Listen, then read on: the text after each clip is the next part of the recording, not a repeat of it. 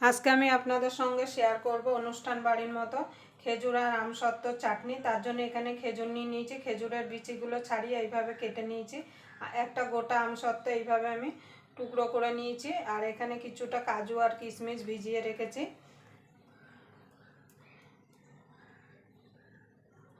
আমসত্ত্ব চাটনি বানানোর জন্য একটা কড়াই নিয়ে নেব। কড়াইতে দিয়ে দেবো চিনি। এখানে এক বাটি আমি চিনি দিয়েছি, 200 গ্রাম চিনি আছে। মিষ্টিটা আপনাদের স্বাদ মতো দেবেন। হাফ বাটি দিয়ে দেবো চিনি। এবার গ্যাসটাকে ধরিয়ে দেবো।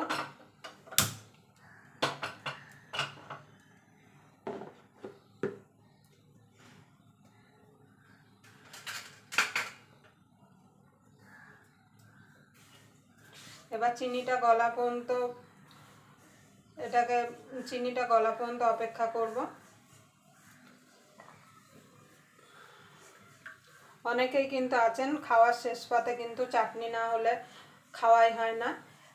এইভাবে আপনারা খেজুর আমসত্ত্ব দিয়ে চাটনি বানিয়ে অনেক দিন ধরে ফ্রিজে রেখে কিন্তু খেতে পারেন।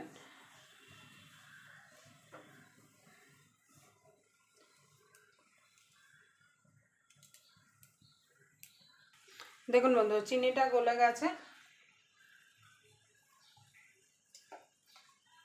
এখানে খেজুর আর আমসত্ত্বটা দিয়ে দেবো।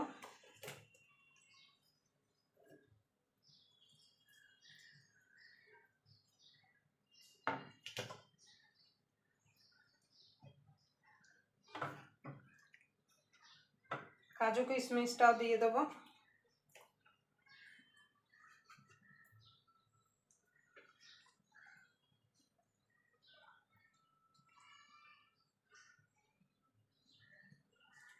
এবার এটাকে মিনিট খানিক একটু ফুটিয়ে নেব, যাতে আমসত্ত্বটা খেজুরটা একটু নরম হয়ে যায়। গলে যাবে না, কিন্তু নরম হবে।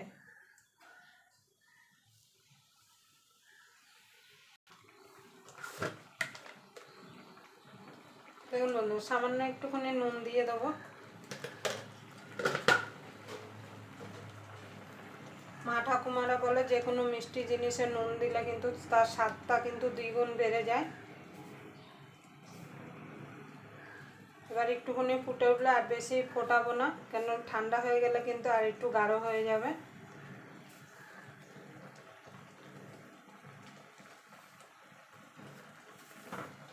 আপনাদের যদি ভিডিওটা দেখার পর যদি ভালো লেগে থাকে অবশ্যই একটা লাইক করে দেবেন, আর আমার চ্যানেলটা সাবস্ক্রাইব করে নেবেন, আর পাশের বেল আইকনটি অবশ্যই বাজিয়ে দেবেন আমি যখন কোনো নিত্য নতুন রেসিপি আপলোড করব সবার আগে পাওয়ার জন্য। আর আপনারা অবশ্যই বাড়িতে এইভাবে আমসত্ত্ব আর খেজুরের চাটনি বানিয়ে খেয়ে বলবেন যে কেমন হলো। একদম পুরো অনুষ্ঠান বাড়ির মতোই কিন্তু হবে। দেখুন, আর ফোটাবো না। এটা গাঢ় হলে ঠান্ডা হলে এটা আরও ঘন হয়ে যাবে। এখানে খেজুর আমসত্ত্ব কিন্তু সব সিদ্ধ হয়ে গেছে। দিয়ে দেবো একটুখানি ভাজা জিরের গুঁড়ো। শুধু এখানে ভাজা জিরের গুঁড়ো আছে, আর কিছু নেই।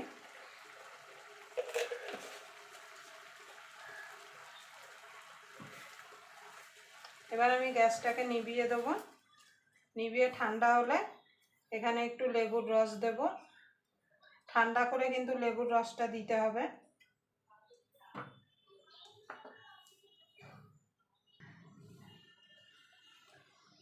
দেখুন বন্ধুরা, ঠান্ডা হয়ে গেছে। এবার আমি লেবুর রস দিয়ে দেবো। আপনারা যেমন টক খাবেন সেই বুঝে এখানে লেবুর রসটা দেবেন।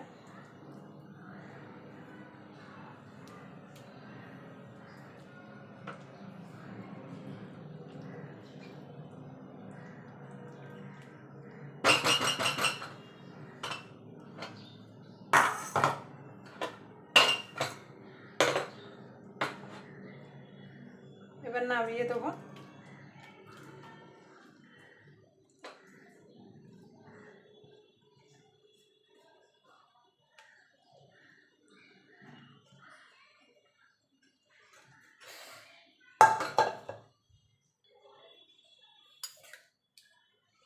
দেখুন বন্ধুরা, পুরো গোটা গোটা রয়েছে, আর দেখুন দেখতে কত সুন্দর হয়েছে। একদম অনুষ্ঠান বাড়ির মতো।